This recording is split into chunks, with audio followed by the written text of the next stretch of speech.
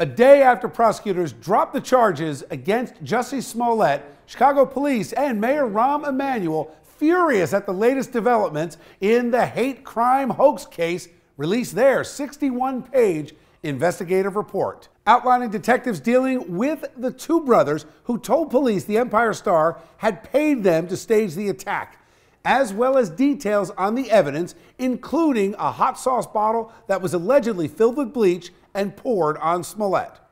A court order soon barred police from releasing further files, but they were already widely available online. The twists and turns in this saga seem to be never-ending, which is pretty much why we don't seem to be able to stop talking about it. Many people weighing in not happy and really in stunned disbelief. But one person standing by his friend is Smollett's high school buddy, Mike DeBarge. I caught up with him earlier.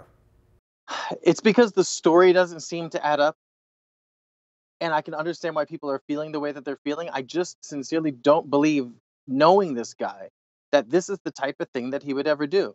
His statement at the end when he was leaving yesterday, that really is the way that he talked. That really is the Jussie that I know, the way that he thinks, and I believe what he's saying. And it's not just friends of Smollett that want to continue this conversation. We caught up with people in our area to see what they had to say.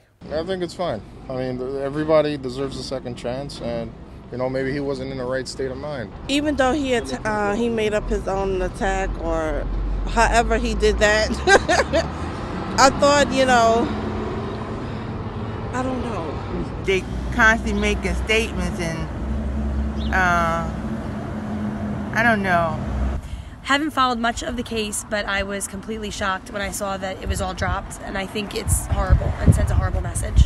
All right, let's bring in tonight's A-plus panel. We are joined by immigration attorney Afia Yunus. Great to see you, Afia. You too, Bill. And Republican strategist and attorney Matt Rooney. Good to see you, Matt. Always great to be here. Matt, I'll start with you. You know, the legal community in a bit of an uproar. We talked to our own Bob Bianchi, former prosecutor and now defense attorney. He was outraged, said this is a total miscarriage of justice. What are your thoughts? Yeah, I mean, I can't help you make sense of this one. It's outrageous even for Chicago. You've got a 61-page report that's now coming out. You've got 16 charges, and they're keeping his bond. That's not the kind of thing that a prosecutor does when they think you're innocent. In the Trump-Mueller case, they said there wasn't any evidence or not enough evidence. Here, they seem to be indicating, hey, we still think this guy's guilty, but he's a nice guy, so we're going to let him off.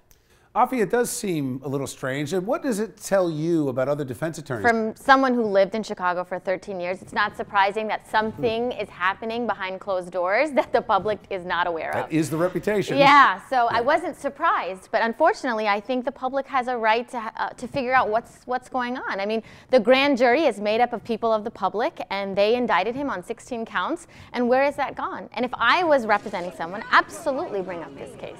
If you're representing Smollett, Matt, what do you think? You say, do you then turn around and sue somebody? Oh, you don't look a gift horse in the mouth. I mean, he got a sweet deal here, and it may be because of privilege. So if I'm his attorney, I'm certainly happy. But for all the folks in Chicago who pay taxes so that their law enforcement can protect them and conduct these investigations, I don't know why they're not already marching in the streets. I completely agree with Matt on this, that you got away. I think you should just run away at this point, because if you open the door now to I'm going to sue this and I'm going to sue that, I mean, you're going after the police department, who actually used resources, valuable resources, to figure out what happened in the situation. I don't think that's a good idea. They used more resources than the $10,000 bond that they were able to keep. Darn right. All right, thanks, guys.